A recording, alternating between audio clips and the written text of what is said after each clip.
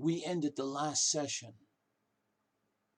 with Jacob not letting go of this being whom he realized is God. And what did he do? He said, I'm not letting you go. I don't care how much you hurt me. I don't care how much you put my bones out of joint. I'm not letting you go until you bless me. So we continue from there in Genesis 32:27 to 32. This also closes off Genesis 32 before we go into the next chapter. And Jacob said unto him, what is your name? Well, actually, no, it's not Jacob. Jacob asked for the blessing. You see, I'm beginning to read at the proper place. The angel or God said to him, what is your name? And Jacob answered, Jacob. And then he said, your name shall be called no more Jacob, but Israel. For as a prince hast thou power with God and with men, and has prevailed. And Jacob asked him and said, well, tell me, I pray thee, thy name. And he said, why do you want to know my name? And he blessed him there and was gone. And Jacob called the name of the place Peniel. For I have seen God face to face, and my life is preserved. And as he passed over Penuel, the sun rose, and he halted upon his thigh. Folks, God had allowed himself to be overcome by Jacob. That we've already established. So to recap, God had allowed himself to be overcome by Jacob, though he partially disabled him. Jacob's limp afterwards was proof that this was more than a dream or a vision. The Lord asked Jacob to release him before daylight for the reason contained in Exodus chapter 33:20. Before we get into this, in our last session we thought maybe it was the pre-incarnate Jesus Christ. But if it was God, the Father, showing up, then there had to be a definite reason why he said, let me go. The day is breaking. You see, God in Exodus 33:20 said that you cannot see my face. He was speaking to Moses. For there shall be no man to see me and live. So before Jacob was going to let him go, he insisted on being blessed first. Whether it was Jesus or whether it was God, it doesn't matter. And God asked, what is thy name? God, of course, knew that his name. And Jacob answered, as you know, Jacob. You know what? That just seems like a very weird question, doesn't it? Considering that this man-like being represented none other than the all-knowing God. But then the blessing came. Then God said, your name shall not be called Jacob anymore, but it'll be called Israel. For as a prince hast thou power with God and with men, and hast prevailed. This was his blessing. How, you ask? Well, his name was Jacob. And Jacob meant supplanter or heel holder because he held Esau's heel, or one who undermines. All of these were basically the same word when you get somebody by the heel. Even in English we have this.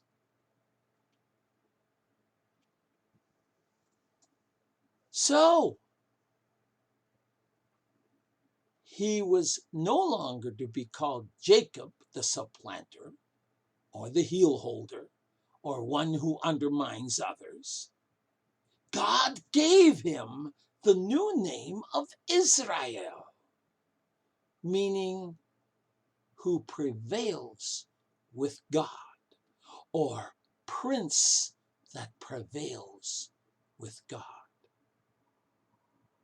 His blessing was that he would be known as a man prevailing with God rather than as a supplanter. Now, the last part of this verse in Hebrew actually reads like this: because as a prince thou hast prevailed with God, with men thou shalt also powerfully prevail.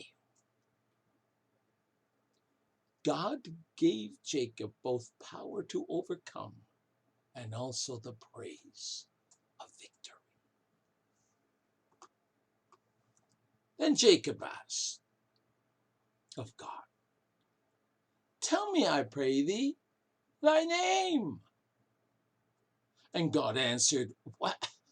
Why do you ask about my name? And then God blessed him there. Now this blessing was, look, I already blessed you. I'm off. You don't need to know my name. After being asked his name and being given a name change, Jacob was really emboldened to ask the person that wrestled with him what his name was, because now Jacob knew that he was actually God by the declaration that was just made. You're Israel, one who prevails with God. See, actually, when you think about it, this was really a silly question. What is your name? The Lord was already called on and worshipped for generations. Noah called on the Lord. Noah's sons called on the Lord. Abraham called on the Lord. Yes, the Lord, capital L, capital O, capital R, capital D. And what was translated as the Lord in English, we actually pronounced Jehovah. And in Hebrew, we don't know exactly how it's pronounced. It simply meant, I am. Yep. Moses asked, who should I say sent me as an ambassador to set my people free? And God said, tell them, I am has sent you. Folks, I am is what God said to Moses. He didn't answer Jacob because Jacob already knew. You see, God simply is. Then in verse 30 it says, Jacob called the name of the place where he wrestled God, Peniel. For I have seen God face to face, and my life is preserved. Peniel means the face of God. Then in verse 31, we read, as he passed over Penuel, the sun rose upon him, and he halted upon his thigh. Halted on his thigh actually means he limped. Penuel is another way of spelling Peniel, and the river on which Peniel was is the Jabbok River. And Jabbok meant to wrestle. So the Jabbok River or Jabbok Stream, which enters the Jordan just about 6 kilometers south of the Sea of Galilee, was named the Jabbok to honor Jacob wrestling with God. So now, Jacob limped on his thigh. This limp would serve as a constant companion of pain that he met with God, and as a constant reminder that God was with him to comfort him and to be an overcomer. This limp would also help him to stay humble.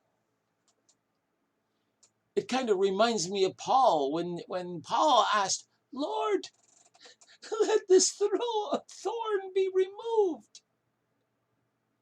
It's painful to bear. No, this limp would keep him humble. What did God say to Paul? I'm made strong in your weakness. So that's where we close in verse 31. But you ask, isn't there 32 verses in this chapter? Yes, there is. Moses, whom God used to write this, inserted verse 32 as an editorial note and an explanation of certain traditional dietary practices, which, by the way, were not meant as a law to be followed, but it was merely to educate the reader and to honor Jacob in his wrestle with God. What does it say? Therefore, the children of God do not eat the sinew which shrank on the hollow of the thigh to this day, because God touched the hollow of Jacob's thigh in the sinew that shrank. When they butcher the cow or whatever animal they're eating, they won't eat from the hollow of the thigh, or they won't process it. Is it legal requirement? No, it's merely tradition. So now, chapter 32 closes with Jacob prepared for anything at all. Is that true? Well, we'll see that in the next chapter. And you know what?